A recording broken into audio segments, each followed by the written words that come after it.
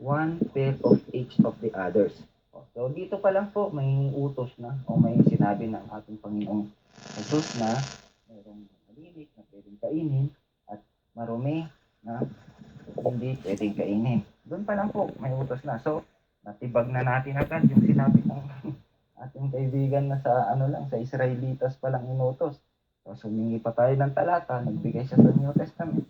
Wala pang nakasulat doon. Ito word by word sinabi ng ating Panginoon Ngayon, papatunayan ko rin sa inyo mga kapatid na hindi lang sa umpisa at hindi lang sa during Israelites. Patutunayan din natin kahit sa pagbalik ng ating Panginoong Jesus. Sinabi niya na mga kumakain ng baboy, pati daga, paborito daw ni bro yung daga Pati daga at karne ng baboy, magiging kaaway ng ating Panginoon. Sinabi po doon Ngayon, pero hinay-hinayin natin para hindi naman mabigla baka atakihin. Doon lang po sa Deuteronomy, doon po pinaliwanag ng ating mahal na Panginoon na yung mga uri ng pagkain na karumal-dumal. Andun po yan sa lahat sa Deuteronomy at saka sa Leviticus. Ngayon,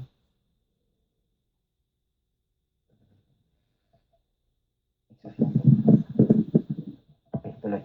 Ngayon, tuloy ako. Doon sa sinabi ko kanina na pagdating ng Panginoon, mababasa po natin yan sa Isaiah 66. Umpisan po natin sa verses na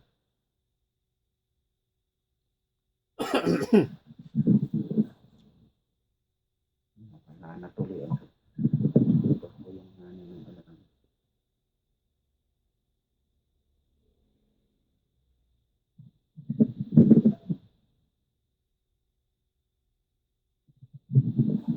Dito po sa Isaiah 66 verses, umpisan na lang po natin sa 15 hanggang 18. Sabi po ng ating Panginoon dito, darating si Yahweh na may dalang apoy at nakasakay sa mga pakpak ng bagyo upang parusahan ang mga kinamumuhian niya. Sabi niya, apoy at espada ang gagamitin niya sa pagpaparusa sa mga nagkasala. Tiyak na marami ang mamamatay. Marami daw pong mamamatay. Sino-sino yung mga mamamatay? Ang sabi ni Yahweh, malapit na ang wakas ng mga naglilinis ayon sa tuntunin ng pagsamba ng pagano. Sumasama sa nagpoprosesyon patungo sa mga sagradong hardin at kumakain ng karne ng baboy, daga at iba pang hayop na marumi. Ito yung pagdating ng ating Panginoong Hesus dito. Siyempre, sasabihin ng ating kaibigan na Old Testament yan. Sinasabi naman sa mga Hudyo. At tutunayan ho natin yan. Tuloy lang natin ang pagbasa. Sabi po dito sa 18, nalalaman ko ang kanilang iniisip at mga ginagawa. Darating ako upang tipunin ang lahat ng bansa. Lahat ng bansa. Nakasulat dito. Ang bansa ng mga Hudyo dito lang naman sa Israel. Pero tuloy pa rin natin para mas maliwanag. At ang mga taong iba't iba ang salita. Aba, kung ganito naman ang pinag-uusapan, hindi naman na siguro puro Israelita to mga kapatid. Alam ko, dito kasi Israel, alam ko ang salita lang ng mga Hudyo ay Hebrew. Yung iba nga, hindi nakakapagsalita ng English Hebrew lang ang salita nila. Ngayon, dito sa Biblia mismo, sinabi niya na iba't ibang bansa at iba't ibang salita. At tuloy pa, kapag sila'y nagkasama-sama, makikita nila ang magagawa ng aking kapangyarihan. Yun ang sabi po ng ating Panginoon. Kaya, hindi po totoo yung sinasabi na para lang sa Israelita yan. Hindi yung Biblia ho mismo nagpatunay. Biblia ho mismo nagpatunay na hindi lang Israelita kasi iba't ibang bansa, ibang wika, mga kapatid. Ngayon, kami pong mga SDA ay naniniwala kami na ang Diyos ng Israelita, ang mga Hudyo, ay Diyos din namin, mga kapatid. Kaya kung anong inutos niya noon mula kay Noah, mula kay Noah, hanggang kay Moses at hanggang sa kasalukuyan at hanggang sa hinaharap, yun din po ang susundin namin. Nakasulat po yan sa Hebreo 13:8.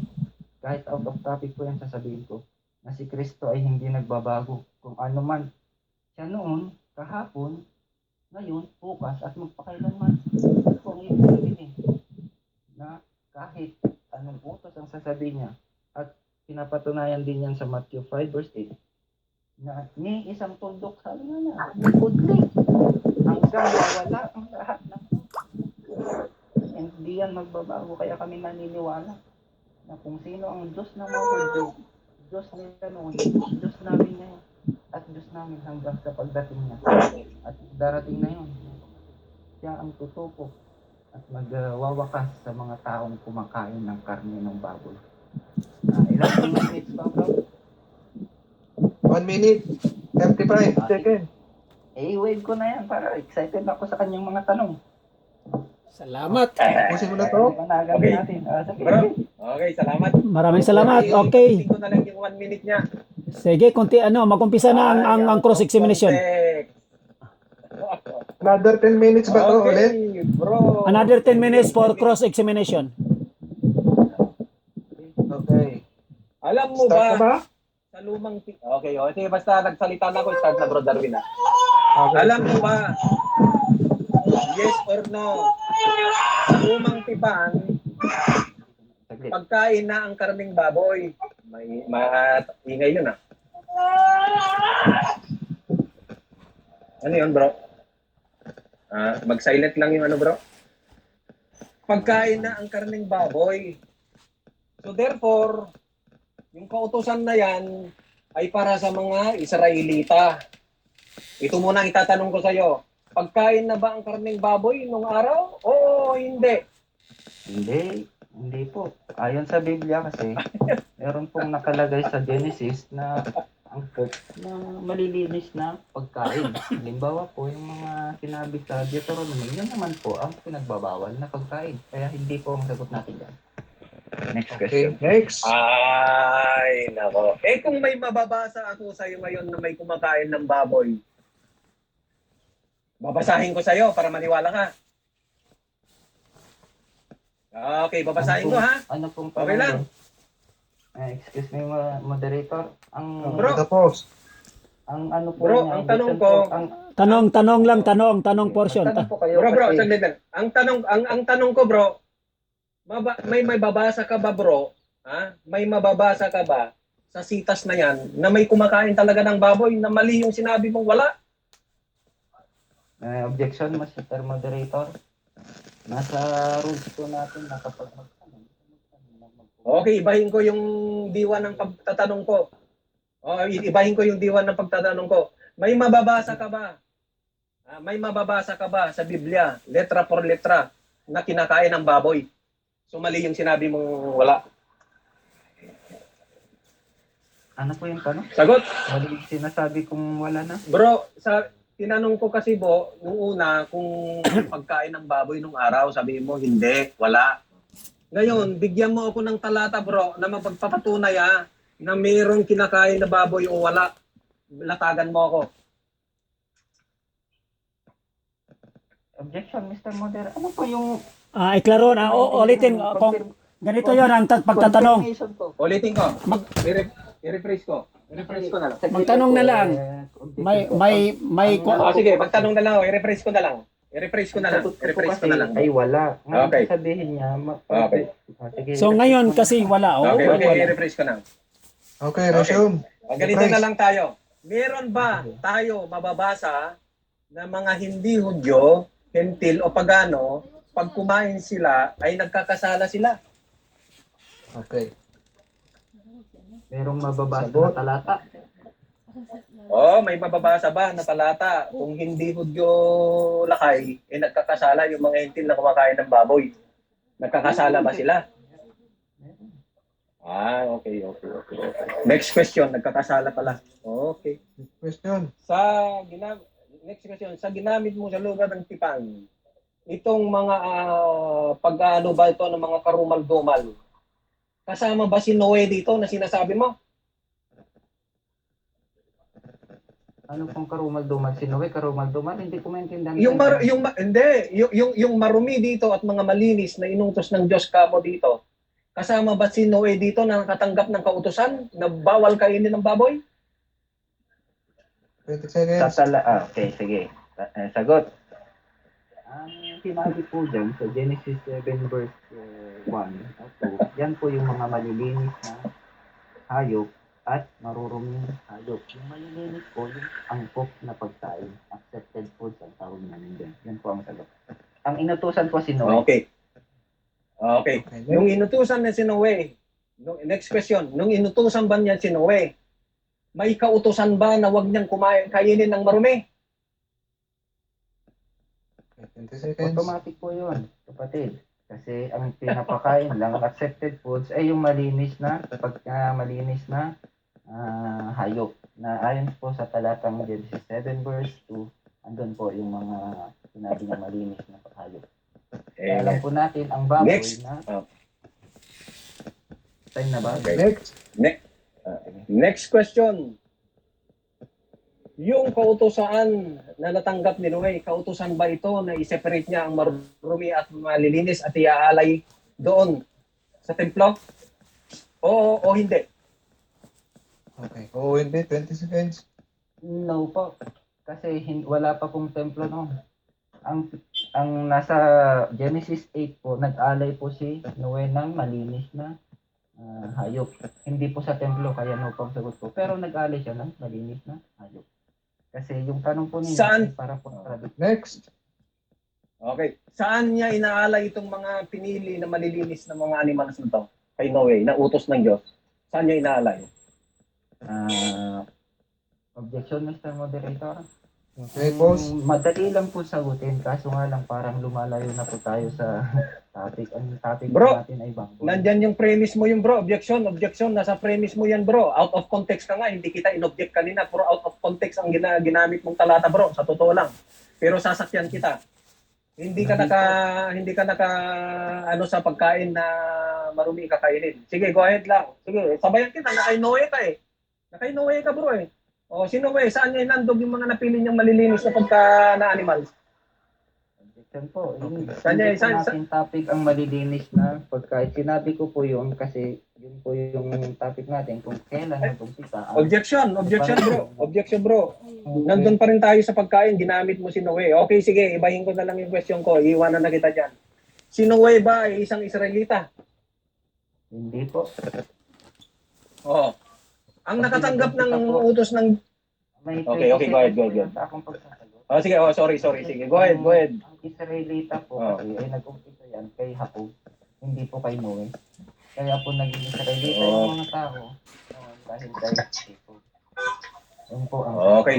So, Next question. okay. So yes or no? Aminado ka na pala na yung kautosan na yon, yung mga karumal-dumal ay ibinagay sa panahon ni Jacob, hindi kay Noah. Kasi walang kautosan si Noah na gano'n, hindi mo kainin yan. Walang kautosan.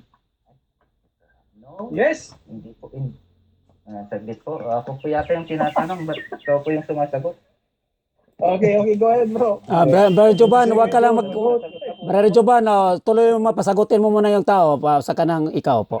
Sige. Okay. Ikaw na. Okay, go ahead. Sumasagot sa tanong niya. Ang sagot ko po doon ay no. Yeah, sige, go ahead. Mga kapatid. Okay, Kasi no? si Noah po ay hindi pa po Israeli noon at doon pa lang po sinabi na ng ating Panginoon na meron ng hayop talaga na malinis at pwedeng kainin at ialay sa ialay. At meron ding marumi na hindi pwedeng kainin. Which is nakasulat sa Genesis 7 verse 2. Okay. Next question. So yung natanggap ni Noe, may kautusan bang natanggap si Noe na huwag ko kainin? Sagot na 20 po? seconds. Sagot. Yes po. Kasi sinabi po ng ating Panginoon doon sa Genesis 7 na yung malilinis ay accepted foods. Accepted for eating and for pag-aalay. Genesis 7 verse 2. Next. Okay. So, kung sinabi mo kanina, ito may premise lang ng konti pero pupunta sa tanong to bro Aika, na ang mga Kristiyano o mga Hentil o Pagano ay kumakain ng baboy, nagkakasala sila. Tama ba? Yung si inano mo kanina? Oo, hindi. Opo, yung mga nakatanggap po na, yung mga hentil na nakatanggap ng salita ng Diyos, pero tinalikuran nila at kumain pa rin sila, nagkakasala po sila. Okay. Next Okay, question. sige. Next Ano question. yung nasana kita dyan? Okay. Okay. So, sa nasusulat dito sa Roma 4:15, ito ba ay tumutukoy, pinapatungkulan ito sa marumi na pagkain? Oo o hindi? Ano pong talata? Roma 4:15? Parang hindi ko po nilatag Roma yan. 4:15. 4:15. Hindi ko po yata Hindi, nilatag di yan. ba ang objection bro? Basta ang Okay, Paul. pag-ano natin bro, kasi hindi objection ha. Kasi hindi ako nag-object kanina na masyadong out of topic na yung i-present niya kanina. So ito, ipinapatungkol pa rin sa pagkain. So pasok ito, gaya na pinag-usapan natin kasi pagkain pa rin to eh. Basta pagkain, pasok tayo. Okay? So yung sinabi ko Lakay kanina, yung mga hentil nagkakasala din kahit walang kautusan. Saan mo mababasa sa Biblia na nagkasala nga ang mga hentil na walang kautusan? Bigyan mo ako ng talata. Objection. 20 seconds. Objection po, objection. Ang Roma 4:15 po ay Objection. hindi po nilatag. Nasa ating rules. Bro, rephrase ko na bro. Rephrase ko na. Objection. Ni-rephrase ko na yung tanong ko bro. Oh, ni-rephrase ko na bro. Ulitin ko dahil na sa yung nilatag objection mo- ko, bro. No. Saglit lang, bro. Sige. Objection ko, bro. Kasi sa rules natin, yung unang presentation, pag hindi nilatag, ay tatanungin lamang sa mga talatang nilatag. Sa aking pagkakaalam, hindi ko pa nilatag yung Roma 4:15. Objection bro. Okay. Objection lang. Okay. Ha? Objection. Oh, sige, moderator. So, Brother Joban, kung Basta ang pagkain, related sa pagkain. Brother Joban, Sige bro. ang punto sa kabila na pag walang nalatag, hindi daw niya pwedeng sagutin yon. Period. Pag walang sagutin, next question. Oh, sige. Okay, pagbigyan natin. Question, no question, no. Okay. Doon sa panahon ni Noah, ito ba ay may katautusan na nanggaling sa Diyos na huwag kainin ang marumi o baboy? Sagot na po? Yes. Yes. Yes po. Okay, 20 Kasi seconds. kasi sabi po sa Genesis 7, maliwanag po doon sa Bible na sabi niya yung accepted foods ay malinis lang. Ang baboy considered marumi. Kaya hindi po kakainin yung baboy doon. Next question. Okay, next question. Next question. Saang letra por letra mo nabasa sa Genesis na ang baboy ay marumi? Sa Genesis po. Yes, letra por letra. Bigyan mo ako. Doon po sa Genesis 7 verse 2. Basahin mo bro. Basahin natin. Saglit. Basahin, Okay sobra lang ba sa magbasa, 50 bro, seconds yan. o magtanong lang? Ay, magsagot lang. Okay. Pwede po bang magbasa? Okay, sige na. Basahin na lang natin mamaya pagkano. Okay. Okay, next question. Next question na. Nag-umpisa ba ang kautusan tungkol sa ceremonial law, tungkol sa pagkain karumal-dumal, including baboy, sa mga Israelita? Oo o hindi? Hindi po.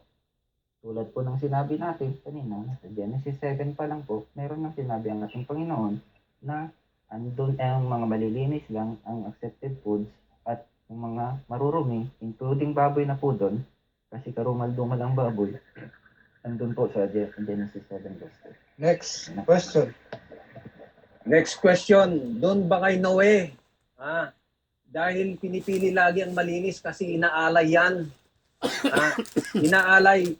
Yung malilinis lang ba dapat, malilinis lang ang ilaalay? Ni Noe? Go. Ano po? Oho. Kasi Pwede rin bang iaalay Kala ko ang tapos marumi na. o malinis lang ang iaalay? Take note iaalay. Okay? Iaalay. Hindi ito kautusan na huwag kainin Walang kautusan na ganon. Ito ba ay yung mga malinis lang ang pinipili at inaalay nila? Okay. Go. Sagot na po. 1 minute. Okay. Nandito po One tayo minute sa lang. sa Biblia mag-base. Ito po, I have approved for eating and for sacrifice. Yan po nakasulat yan yung malinis. For sacrifice. Yan po. Yan po ang sagot natin. For eating and for Oh, sacrifice. And take one pair of each others. Ayan lang po. Pero yung sinabi po dito, eating and for sacrifice, tinatawag po yung 7 pairs each. Genesis 7. Okay, last question. Okay. Last question So, na yan. ibig Last time na yan. sabihin yan, hindi pa in-indicate pala na baboy ay marumi dyan. Walang naka-indicate dyan. So, yung malilinis About 20 pala. seconds.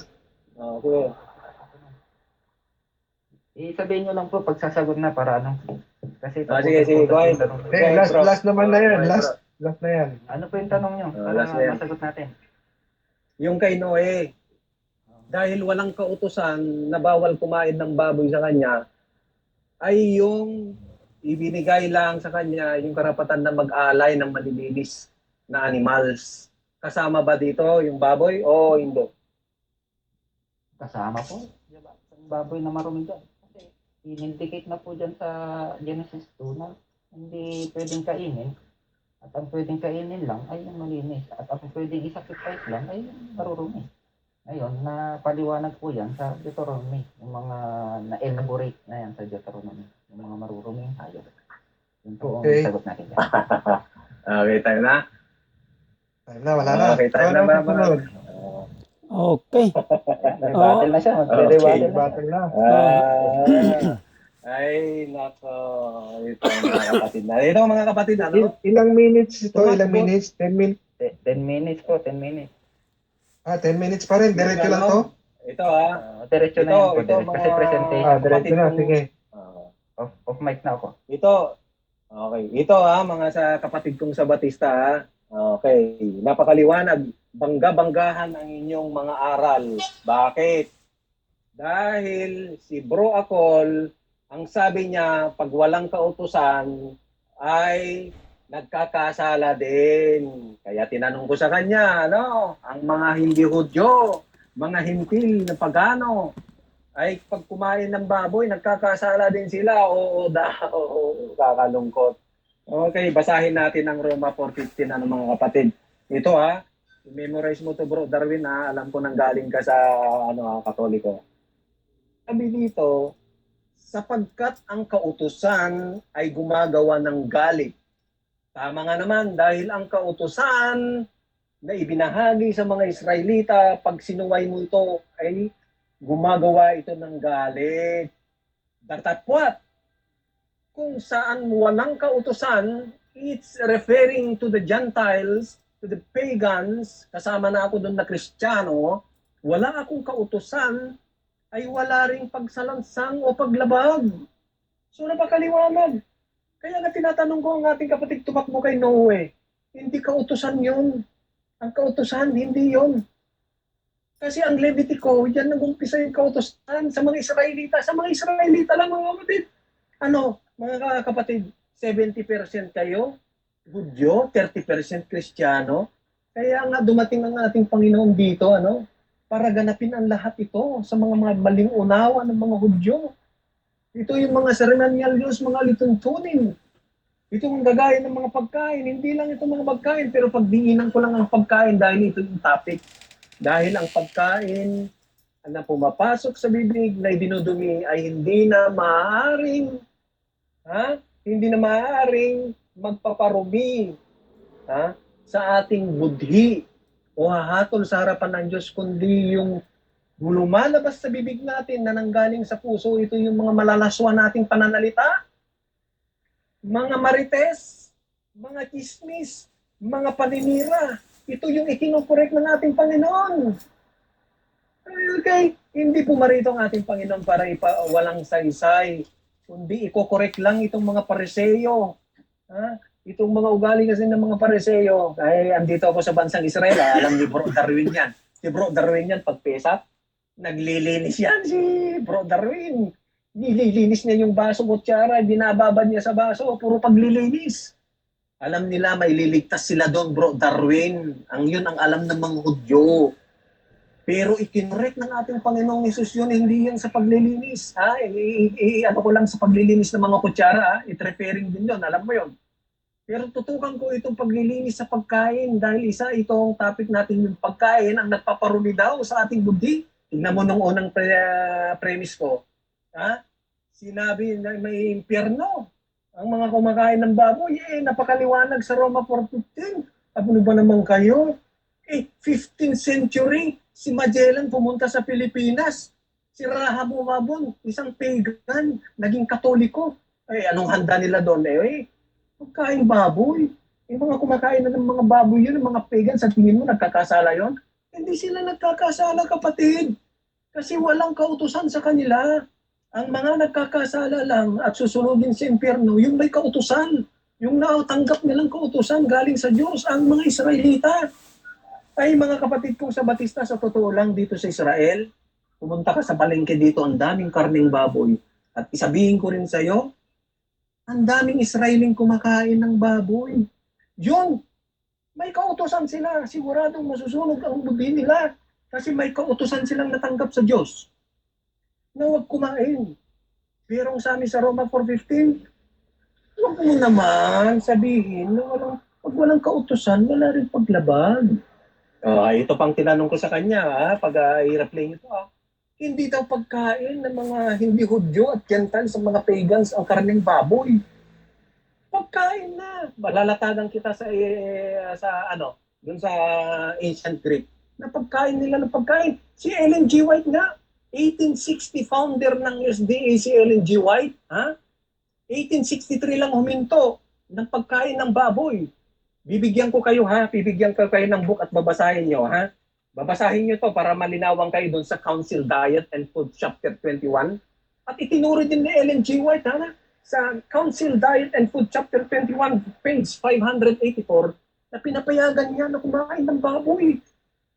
Mismo founder siya. Isa sa mga founder na kumain ng baboy. 1860 na finound ang SDA. Siya lang huminto. Meron siyang 3 taon na kumakain ng baboy. Saka lang siya huminto.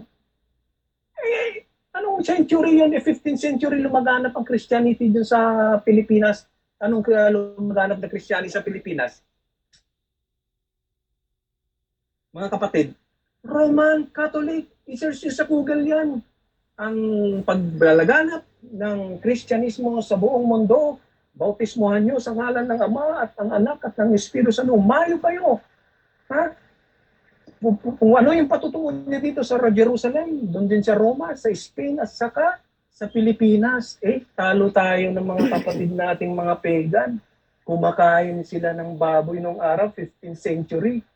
Kayo 18th century, tinuro, 1860 nga, pinaund ni Ellen G. White sa inyo. Kumain siya ng baboy, 3 years.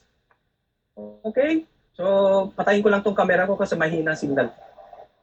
Kaya ito, babasahan ko kayo Babasahan ko kayo, i-ano ko na lang dito sa grupo natin kasi kung babasahin ko pa, mauubos ang oras natin. Itunuro ni Ellen G. White na kumain kayo ng baboy. Si Ellen G. White kumain ng baboy ng 3 years.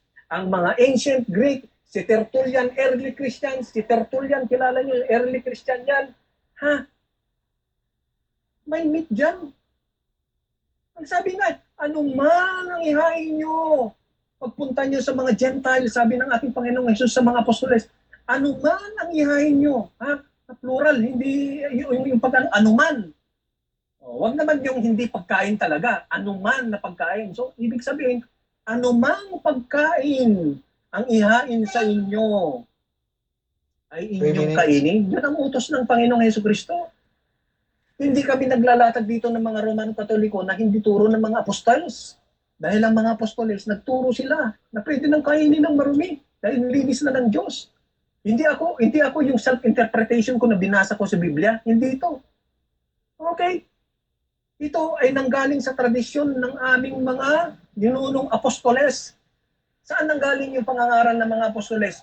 Nakuha nila yung pangangaral at pinangaral nila sa mga pagano at mga hentil. Kaya sa ating Panginoong Yesus, Nag-command nga siya eh. Kinomandan niya si Pedro. O mababasa mo sa Gawa 11, nakita mo kung sumubo ng baboy si Pedro? Ay, Diyos ko naman, kaya nga inanda ng ating Panginoon si Pedro dahil makakasalamuhan niya ang mga yentil. Anong sinabi, anong masasabi, anong mababasa mo sa Gawa 11? At siya'y kumain, nakisalo sa mga hentil. Basahin niyo yan, brother Min, ikaw, basahin mo yan. Ay, bakit tatanungin niyo pa ako kung baboy yung inahin nila, inihaw, barbecue o sisig yung niluto ng mga hentil nung araw? Basta nakisalo sa mga hentil, karumal-dumal ang mga hentil, kasi mga hentil kumakain ng baboy, nakisalo siya, napakaliwanag ang utos ng Diyos. Ano man ang ihain nyo, humayo kayo sa iba't ibang bayan, pumunta kayo sa iba't ibang bayan, pagtanggapin kayo, ano man ang ihain sa inyo, kainin nyo. Literal yun, pagkain nyo. O tingnan mo, tinutumbok ko, puro pagkain. At lahat ng nabibiling karne sa palengke, bilhin nyo, kainin nyo. Diyos ko po, hindi ko utos yun. Ha? Kasi kung i-generalize natin yung karumal-gumal na isang tao, marami yan. Pero nagfo-focus lang tayo doon sa pagkain, yung pagtutuli, yung bla bla bla. Pero dito lang tayo sa pagkain, marami. Kaya nga kinukonsider, kaya nga inahanda ng Panginoon ang Apostol Pedro para hindi mabagabang. Di ba? Imagine, sabi ng Panginoon, sapagkat ang lahat, hindi na naman, hindi ko lang inano ang baboy o bullfrog o ano. Kapag lahat ng nilikha ng Diyos ay mabuting, tingnan mo ba? Totoo yan. Kasi sa Genesis, lahat ng nilikha niya ay tuwang-tuwa siya lahat sa mga nilikha niya. At ito itinuring niya lahat na mabuti. At walang dapat ipalagay na masama. O basahin mo, 1 Timothy 4, verse 4 to 5, ha?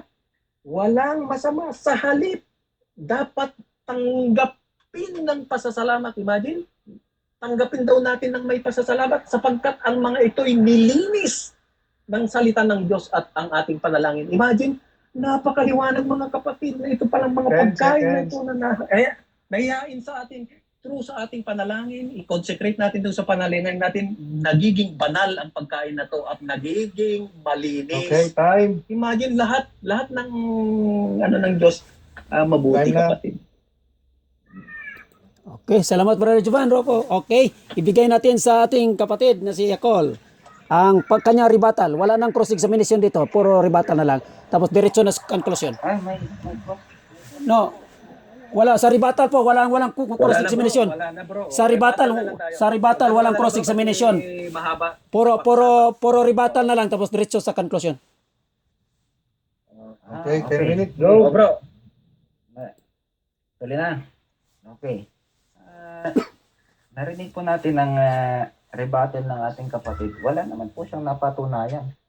Puro mga off topic po ang kanyang mga sinabi. Napunta pa sa Pilipinas, napunta pa sa kay Ellen G. White.